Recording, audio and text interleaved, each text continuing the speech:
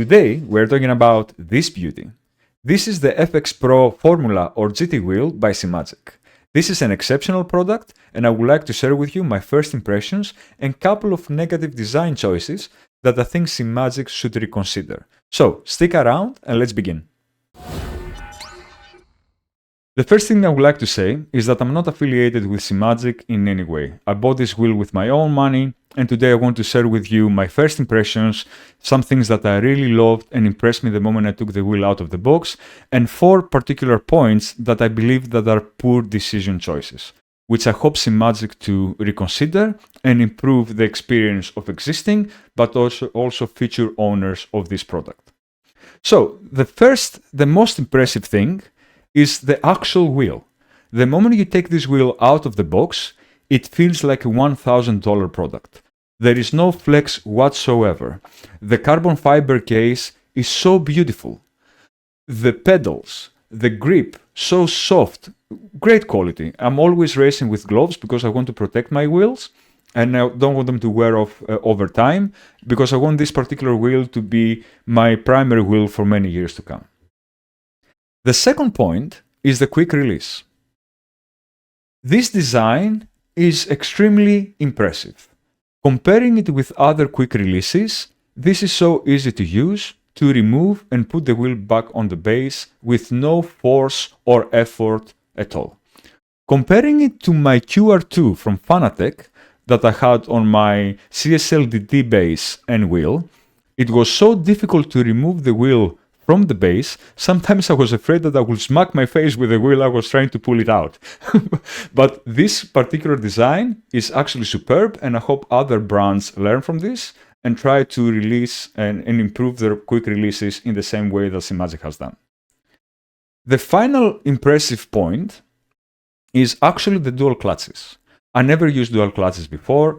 Since I started racing with the GT cars and especially the Porsche Cup car, having dual clutches for the very good and smooth start of the race from the line, it's very important, and it made this my life so easy. Especially with the software that Simagic provides, the combination of the two is purely magical. On the software, you can specify the thresholds and the ratios that you want to have once you release one of the clutches, to what level it should drop. You can save this on the software. You can have different configurations for different cars, very quickly load them up and start racing. And the pedals, they're so nice and you can control the clutch perfectly. And this is really a great design, and the functionality of the pedals is superb. I'm really happy with how actually it worked, and it took me seconds to actually get used to it. Now let's start looking a bit on the negative points and the poor decisions that have been made. Let's begin with the least important, but actually is one that ruined, let's say, my first impression with the wheel. It's the sticker quality for the buttons. Simagic offers and gives you, in this beautiful plastic bag, 2 sets of stickers. One set is for the rotary dials, which I believe the design of those stickers do not match the aesthetic of this wheel at all. The size of the stickers is huge. Actually, I don't want to put them on simply because it will destroy completely the aesthetic. And the second set is the actual stickers for the buttons. The adhesive on those stickers is non-existent. I got this wheel. At 6 o'clock in the evening, I started putting the stickers on the buttons, and in the next morning, a couple of them were on the floor. Seriously, for the money you pay, I would rather the price to be 10-15 pounds more and get proper stickers for the design of this wheel that match perfectly the aesthetic.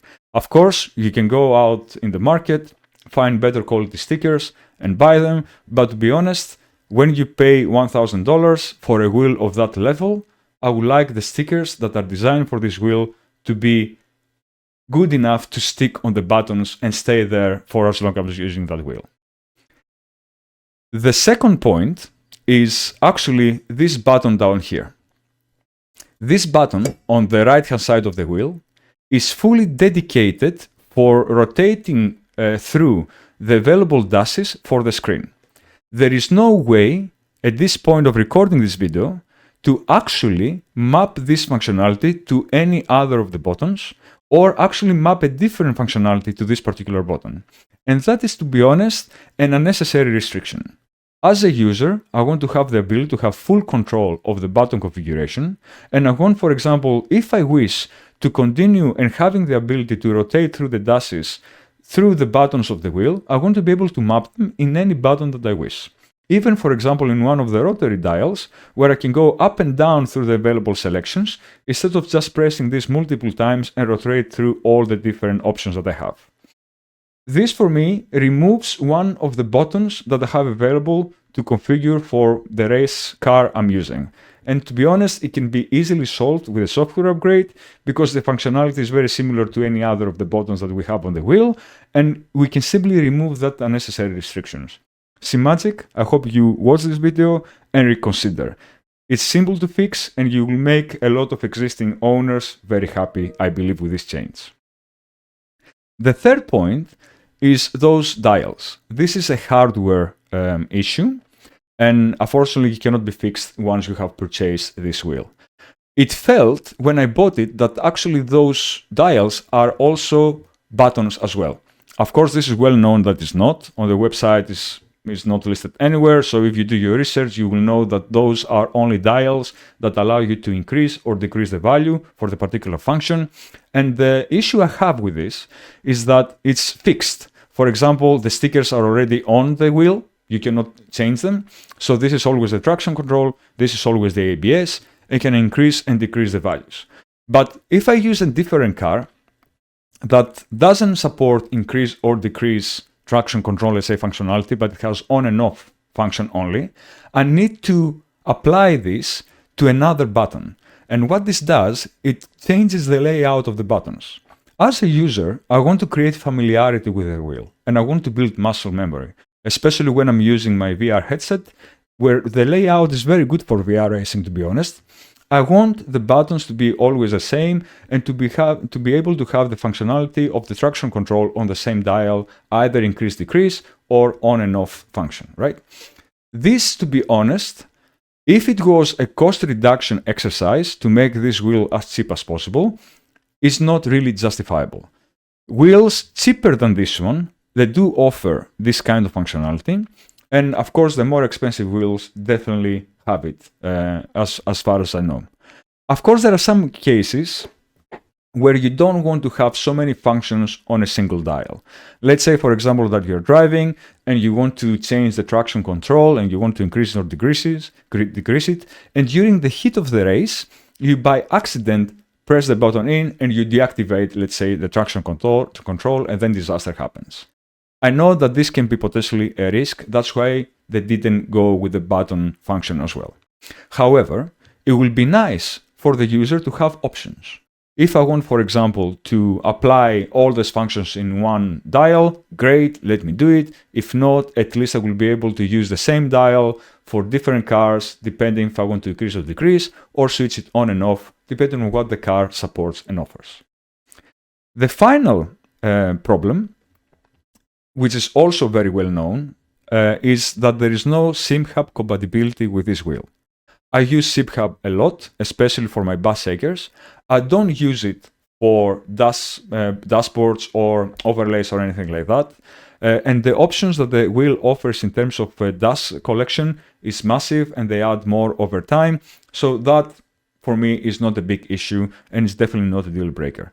However, the GT Neo has full SIM hub compatibility and is half of the price, actually more than half of the price of this wheel. And with the GT Neo, you can configure on SIM hub, let's say, how the LEDs should light up or change color depending on certain situations or scenarios during a race. You don't have this option with this wheel, which is the same. Of course, this is also a software issue, so it can potentially be fixed. But to be honest, I have the feeling that Simagic doesn't want to do that, simply because this wheel has been out in the market for over 2 years and they haven't done it yet. So if there is another version of this wheel coming in the future, Simagic, please consider to have full SIM hub compatibility, because a lot of users will really appreciate it, especially since SIM hub is such a popular tool that more or less everyone who sim races uses it. Now, those were all the negative points, and to be honest, they don't take anything from the wheel. This is still an exceptional product, very good quality. I don't believe that any of the points that I mentioned in this video so far are anything that you should definitely stop you from buying this wheel if you are ready to spend this amount of money and this is the type of wheel that you're looking for. I just want them to put them out there, because some of the points, like for example the stickers or the button function, I haven't seen them anywhere being mentioned. Of course, the sticker situation may be, only happening for certain users and not everyone. But yeah, the button configuration here that is restrictive is, I think, unnecessary. But everything else, the SIM hub compatibility and also the buttons that is missing from the dial functions here, are very well documented, very well known, so it shouldn't be any surprise to you. So I still hope that this will be a highly durable and highly reliable wheel for the years to come. I'm really impressed. It has increased significantly my immersion with the GT wheel and with the GT cars that I'm racing, and I love it. Like in the first couple of days that I've been using it, it's simply superb. So I hope if you go for it, I'm sure that you will be very happy. If you have a budget to go over the $1,000, please take a look and see if those points that I mentioned can be potentially satisfied from other wheels if they are very important to you. But for me, there are things that I think Simagic should consider improving in the future.